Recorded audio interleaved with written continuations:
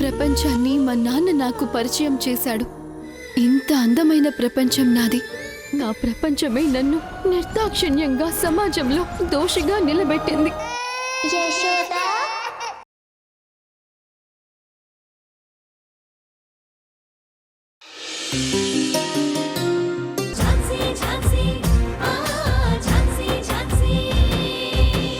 చూడప్ప రాజప్ప, నేను పాలు పూలు అమ్మి పైకి రాలా, అందరి మాదిరి వ్యాపారాలు చేసి పైకి రాలా. మనిషి అవయవాలమ్మి పైకొచ్చినా. ఈ మాదిరి దందా చేసే ధైర్యం ఎవ్వరికి లేదప్పా. నేను మాత్రమే చేస్తున్నానప్పా. దందా విషయంలో నేను నా నీడను కూడా నమ్మనప్పా, కానీ నిన్ను నమ్మినా. తేడా వచ్చిందో సంపి పుడుస్తాపా. గట్లేం ఉండదన్నా. అసలు నీ విషయం బయటికి పొక్కకుండా నేను చూసుకుంటా కదా. ఆ గంత వరకు వస్తే ఈ రాజుగాడు ప్రాణమైన ఇడిసేస్తాడు గాని నీ పేరు మాత్రం బయటికి తేడన్నా. అంతేగాని మెడ మీద కత్తి పెట్టకన్నా భయమేస్తుంది. నీ బిడ్డనిస్తానని ఆ దుబాయ్ షేక్ దగ్గర కమిట్ అయి ఉండా. అందుకే నిన్నేం చేయట్లేదప్పా. లేదంటే ఈ పాటికే నీ అవయవాలన్నీ పార్సిల్ చేసేటోణ్ణి. నీ ఎదవేషాల వల్ల నా నెట్వర్క్ బయటకు వచ్చేలా ఉంది. రేయ్, నేను ఈ దందా మొదలుపెట్టిన దగ్గర నుంచి ఏది మధ్యలో వదిలిపెట్టలేదప్పా. ఈ డీలు కూడా అందమాదిరే జరగాల. పురించదా? అట్టే అన్నా, ఖచ్చితంగా పని పూర్తవుతుంది. రేయ్, ఒకవేళ పని జరగలేదు అంటే దుడ్డు సంగతి పక్కన పెట్టు. ఈ రత్నవేలు మీద ఆ దుబాయ్ షేకు ఉమ్మేస్తాడు. అదే గనక జరిగితే నిన్ను గదేం జరగదన్నా. నువ్వు ప్రశాంతంగా ఉండు. నేను చెప్పిన టైంకి బిడ్డను దోలుకొస్తా. సరే, ముందు నీ ఫోన్లో సిమ్ తీసిపడే. అదెప్పుడు తీసేసి హుసేన్ సాగర్లో నిమజ్జనం చేసినా. నువ్వు శానా ముదుర్రా. అందుకే కదన్నా నన్ను పట్టుకోవడం ఎవరికైనా చాలా కష్టం. ఎందుకైనా మంచిది నీ సిమ్ కూడా తీసి పడయానా, లేదంటే దొరికిపోతావు. ఒరే రాజుగా, ఓవర్ యాక్షన్ చేయకప్పా. నేను నీకన్నా ముదురు, దేశ ముదురు. నన్ను పట్టుకోవడానికి ఈ నెట్వర్కులు పోలీసులు ఏమీ సరిపోవప్పా. ఆ ఆండవానే దిగిరావాలా. పురింజదా? పురింజిదన్నా, పురింజిదే. సరే, నా సంగతి వదిలేయప్పా. నీ సంగతి చూసుకోపో. అట్నే అన్నా. ఏమప్పా ఆ మాదిరి తలగొక్కుంటా ఉండవు? అంటే అన్నా అది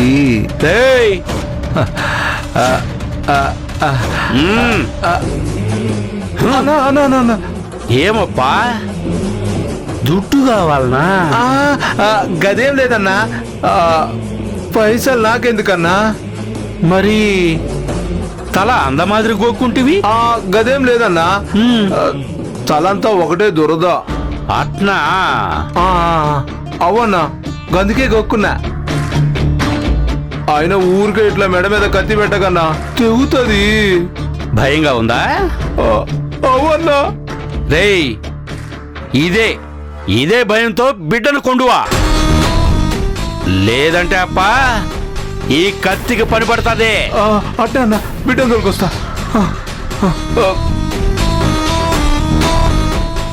రేయ్,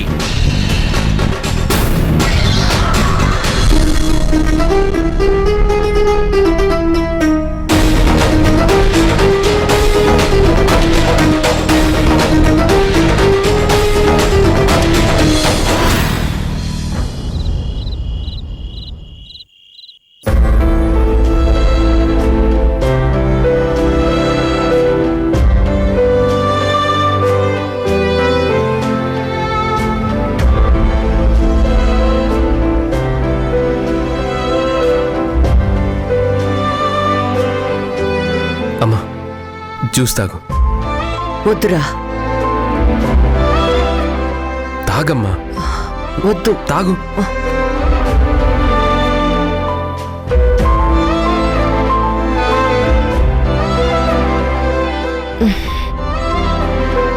చాలు.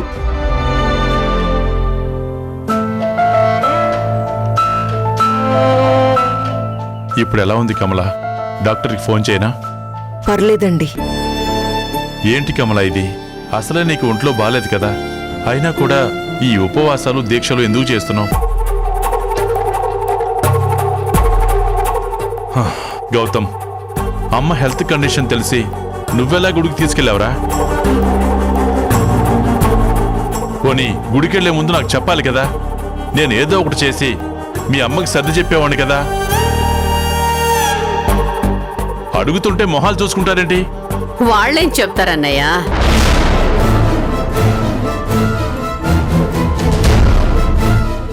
నన్నడగన్నయ్య, జరిగిన విషయం ఏంటో నేను చెప్తాను. ఏంటి మృణాల్ నువ్వు అనేది? అవునన్నయ్య, వదినకి నీరసం ఉపవాసం ఉంటే రాలేదు.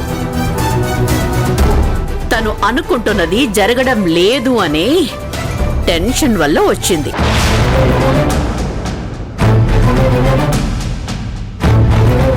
అసలు ఈ అమ్మా కొడుకులిద్దరూ భక్తితో గుడికి వెళ్ళలేదు. నా క్లయింట్ రాజయ్యను బెదిరించడానికి వెళ్ళారు. వీళ్ళని అలా నడిపించిన దేవత ఎవరో తెలుసా? ఆ ఝాన్సీ.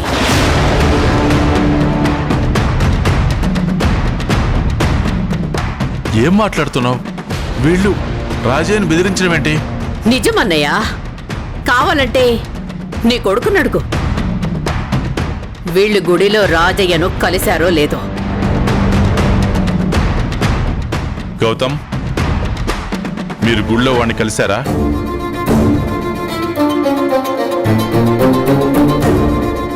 చెప్పరా, కలిశారా లేదా? కలిశాను.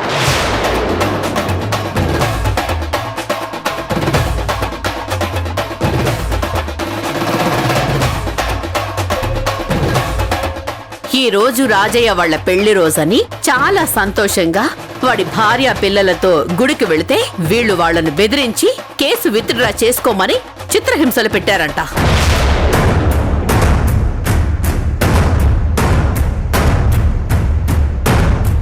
నువ్వే చెప్పన్నయ్యా, అసలు ఇలా ఎవరైనా చేస్తారా? అలా చెయ్యాల్సిన అవసరం వీళ్ళకేముంది? అత్తయ్య, అసలు నువ్వేమంటున్నావో నాకేం అర్థం కావట్లేదు. వాణ్ణి చిత్రహింసలు పెట్టడం ఏంటి? ఈ విషయం నీకెవరు చెప్పారు? ఆ రాజయ్యే ఫోన్ చేసి చెప్పాడు. వాడు చెప్తే నమ్మేస్తావా? నమ్మేలా నువ్వు ప్రవర్తిస్తున్నావు కదా. ఇంతకు ముందు ఆ రాజయ్యని కస్టడీలోకి తీసుకున్నావు కదా, అలానే ఇప్పుడు కూడా బెదిరించి ఉంటావు. అయినా ఏంటి గౌతమ్ ఇది? ఎందుకు ఆ ఝాన్సీ ఏది చెప్తే అది గుడ్డిగా నమ్మేస్తున్నావు?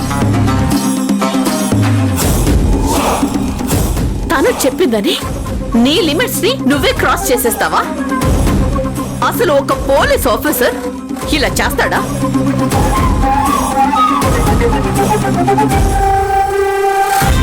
అన్నయ్య, ఆ రాజయ్య వాళ్ళని చూసావు కదా, వాళ్ళు ఎంత అమాయకులు. గౌతమ్ మళ్ళీ వాడిని ఎక్కడ కొడతాడోనని బోరును ఏడుస్తున్నాడు. వాళ్ళని చూస్తుంటే నాకే పాపం అనిపిస్తోంది. అత్తయ్య, మీరు వాడిని నమ్మద్దు. వాడొక చీటర్. డబ్బు కోసం ఎలాగైనా నటిస్తాడు. ఏం మాట్లాడుతున్నావు గౌతమ్? వాడు డబ్బు కోసం నటించడం ఏంటి? అన్నయ్య, స్వయంగా నువ్వే వెళ్ళి డబ్బు ఆఫర్ చేసినా కూడా వాడు తీసుకోలేదు కదా. నిజంగానే డబ్బు మీద ఆశ ఉంటే ఆ 10 లక్షలు వద్దనేవారు కాదు కదా. అవి తీసుకొని స్వీటీని వదిలేసేవాళ్లే కదా. అదే మీరలా అనుకోవాలనే వాడలా చేశాడు. నిజం చెప్పాలంటే మీ అందరూ వాడి మాయలో పడిపోయారు. అందుకే మేం చెప్పిన మాటలు మీకు నిజాలు అనిపించడం లేదు. అన్నయ్య, వీడు ఆ ఝాన్సీ మాయలో ఉన్నట్టున్నాడు. అందుకే ఏదేదో మాట్లాడుతున్నాడు. ఆ ఝాన్సీ 600 అబద్ధం చెప్పదంట. ఏంటో ఏంటో మరి వీడికి తన మీద అంత నమ్మకం. ఆ రాజయ్య వాళ్ళు స్వీటీ కోసం అల్లాడిపోతున్నారన్నయ్య.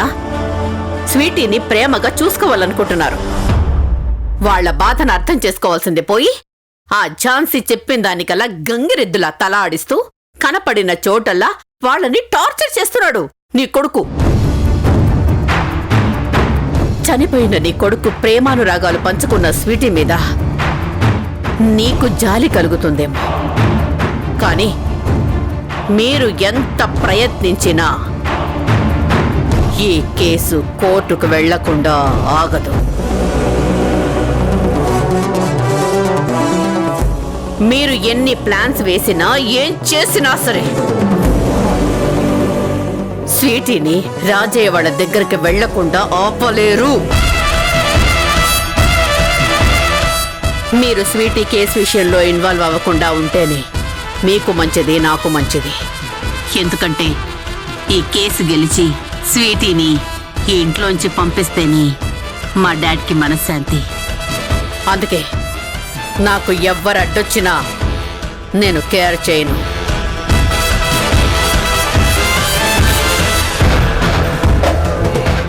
ఛ! ఇంట్లో నన్ను తలెత్తుకోకుండా చేస్తున్నారు కదరా.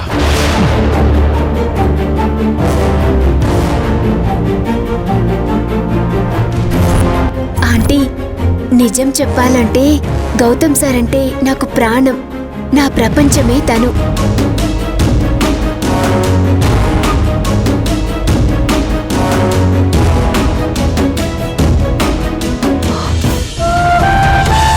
నాన్న గౌతమ్, నేను చెప్పేది వినరా.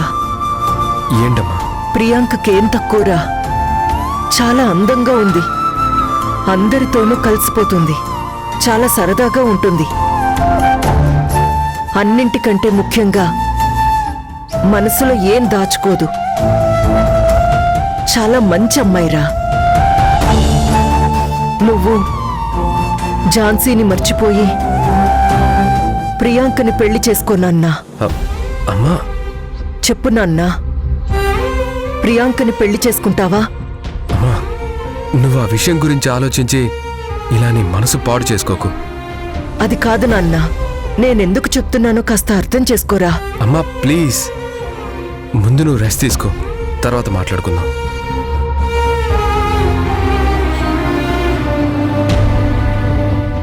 దేవుడా, ఎలాగైనా సరే నా కొడుకు మనసు మార్చు. వాడు ఝాన్సీని మర్చిపోయి ప్రియాంకని పెళ్లి చేసుకునేలా చెయ్యి. లేదంటే ఈ ఇంట్లో ఎన్ని అనర్థాలు జరుగుతాయో ఊహిస్తేనే చాలా భయంగా ఉంది.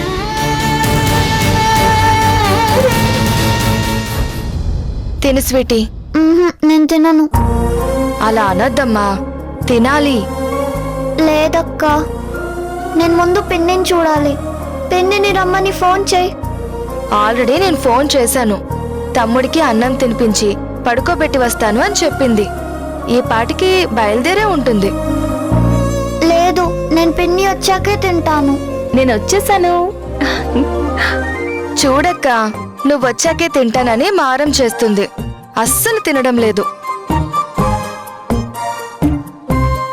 ఏంటి స్వీటీ నువ్వు ఇలా మారం చేయొచ్చో చెప్పు. అక్క తినిపిస్తే తినాలి కదా. అక్కని ఇబ్బంది పెట్టకూడదు కదా. అవును, కానీ నువ్వు నాతో ఉండడం లేదు కదా పిన్ని.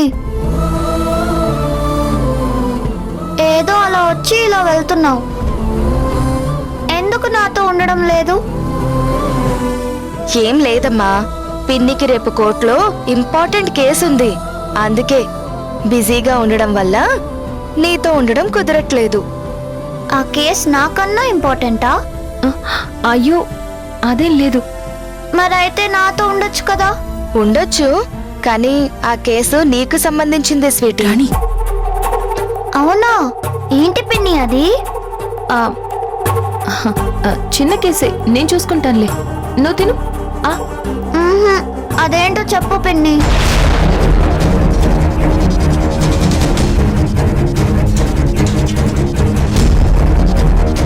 నీకోసం వాళ్ళు కేసు వేశారమ్మా. ఎవరు? అదేనమ్మా, నీ కన్న తల్లిదండ్రులంటూ ఆ రాజయ్య వాళ్ళు వస్తున్నారు కదా, వాళ్ళు నువ్వు వాళ్ళకే కావాలని కోర్టులో కేసు వేశారు.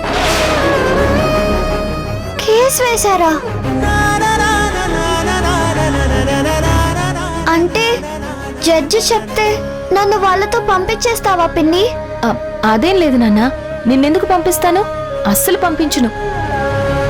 లేదు, అందరూ జడ్జి చెప్పింది వినాలి కదా. అందుకే కదా ఇష్టం లేకున్నా నన్ను వంశీని తాతయ్య వాళ్ళ ఇంట్లో పెట్టుకున్నారు. జడ్జి గారు చెప్పారనే కదా నిన్ను కూడా ఇంట్లో పెట్టుకున్నారు. అదే నిజమే. ఎవరైనా కోర్ట్ ఆర్డర్ ఫాలో అవ్వాల్సిందే, కానీ జడ్జిమెంట్ ఆ రాజయ్య వాళ్ళకి అనుకూలంగా రాదు స్వీటీ. నీ కన్న తల్లిదండ్రులు వాళ్లే అయినా మా అక్క బావ చట్ట ప్రకారం నిన్ను దత్తత తీసుకున్నారు.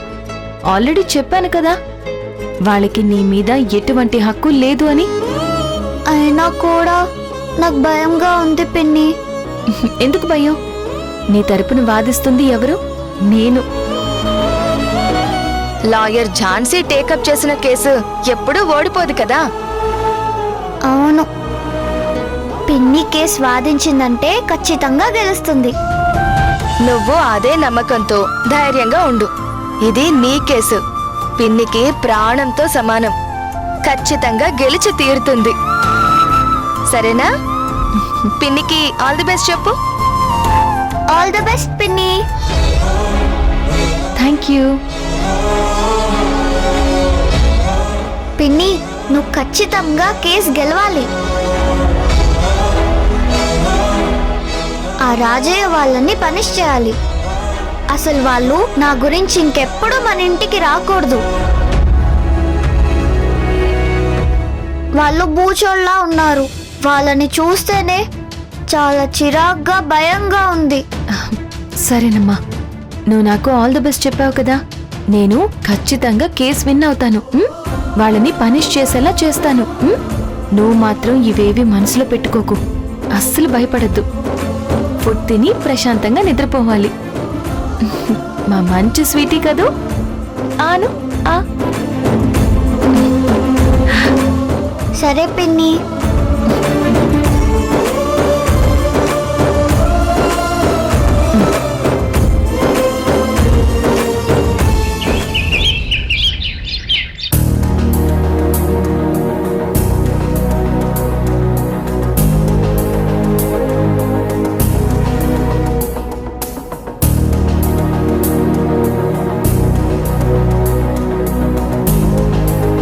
మేడము, స్వీటీకి ఎట్లున్నది మేడము? మంచిగానే ఉందిగా? డాక్టర్లు భయం ఏం లేదని చెప్పిండ్రా? చెప్పండి మేడము, నాకు చాలా భయంగా ఉంది. బిడ్డ ఎట్లున్నదోనని ఒకటే గుబులైతుంది మేడము. ఎట్లుంది మేడం అది? బానే ఉంది. శ్రీవల్లి, రాయే. వస్తానయ్యా, ఉంటా మేడము. పద నడు. మేటర్ కోర్టు దాకా వచ్చింది. ఇప్పుడు ఒకవేళ కేసు ఉల్టాయి నాకు వ్యతిరేకంగా వస్తే పరిస్థితి ఏంది? బిడ్డ నాకు దక్కదు కదా, వచ్చే పైసలు కూడా పోతాయి. అట్లయితే నేనేం కావాలి? నా ఆశలన్నీ ఏం కావాలి? ఝాన్సీ మేడంతో మళ్ళీ ఓ తాప బేరం మాట్లాడితే పోలే.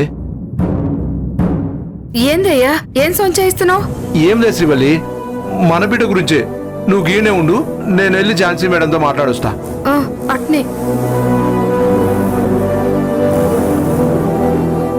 మేడం, నా బిడ్డ ఎట్లుంది మేడం? నీ నాటకాలు ఆపుతావా? అయ్యో, ఏంది మేడం గట్ల కూర్చోతుర్రు? బిడ్డ బాగుండాలనే కదా నేను నా పెళ్ళం కోరుకునేది.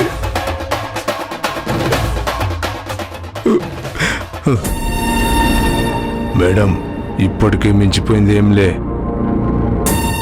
మీరిప్పుడు నేను అడిగిన 2 కోట్లు ఇస్తే సప్పుడు చేయకుండా నా పెండ్లాన్ని దవాఖానకు తోలుకపోతా. ఈ కోర్టు కేసు ఏది ఉండదు. సీటీని బతికించి నీ చేతిలో పెడతా. చెప్పురి మేడం, నా బిడ్డకి ఎట్లుంది? మంచిగైతే ఉంది కదా? ఏలకు మందులైతే వేస్తురు కదా? కాస్త కూడు నీళ్లు పోస్తురు కదా? నా బిడ్డ మంచి జడ చూతురు కదా? జర చెప్పురి మేడం. శివలి, నువ్వు గానే ఉండు, నాకేం కాదు. మేడంతో నేను చాలా మాట్లాడాలి.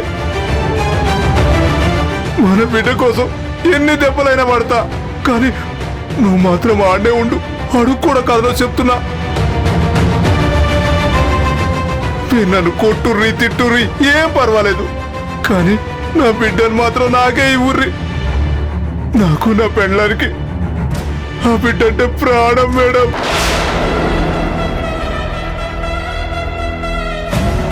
మీకు జర డిస్కౌంట్ ఇస్తున్నా మేడం. నేను అసలు విషయమే అది మర్చిన. మిమ్మల్ని 2 కోట్లు రెడీ చేసుకోమన్నా కదా, కానీ ఇప్పుడు రేటు మారింది. కదేంది మేడం? కేసు కోర్టుకొచ్చింది కదా, జర ఖర్చులుంటాయి కదా, అందుకే ముచ్చటగా 3 కోట్లు ఫిక్స్ చేసిన.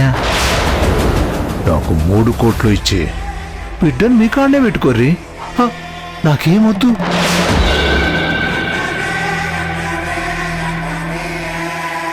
లాయర్ మృణాలిని గారు కేసుని పక్కదోవ పట్టించడానికి ప్రయత్నిస్తున్నారు. వాట్? నేను కేసుని పక్కదో పట్టించడమా? నో. ఎస్, మీరిప్పుడు స్వీటీ మీకు కావాలి అని కేసు వేశారు కదా? అవు మేడము. మరి తను మీకు ఎలా దూరమైంది? నా బిడ్డ పుట్టగానే ఎత్తుకుపోయిండు. అదే, ఎవరు ఎత్తుకుపోయారు? నేను వాళ్ళ ఇంటికి వెళ్ళి డబ్బులు ఆఫర్ చేసిన మాట నిజమే.